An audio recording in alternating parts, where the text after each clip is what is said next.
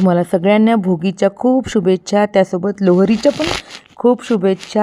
तर मस्त आज तीळ, गूळ आणि खोबरं आणि थोडी शेंगदाणे टाकून मी पोळी बनवत आहे, गोड पोळी। तर त्याचं हे बॅटर आहे।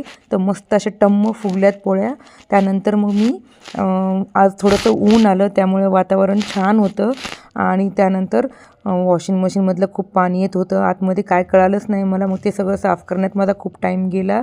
नंतर आज केकची ऑर्डर पण होती, मग एक क्रीम फेटून आणि केकची ऑर्डर प्रॉपर्टीचं रिलेटेड होतं हे सगळं। तर सगळे मी प्रिंट काढून आणून मग टॅग लावून दिले मी असे टूथपिकच्या साहाय्याने। त्यानंतर संध्याकाळी मला भोगीची पूजा पण करायची होती, भोगीची पूजा मांडली, आरती वगैरे करून घेतली। त्यानंतर खाली आमच्या इथं सोसायटीमध्ये लोहरीची फंक्शन होता, तर लोहरी वगैरेचं आम्ही दर्शन वगैरे करून घेतलो आणि तिथं सोबतच असे स्टॉल लावलेले समोसा, जलेबी आणि छोले कुलच्या वगैरे। तर तुम्हाला कसा वाटला प्लीज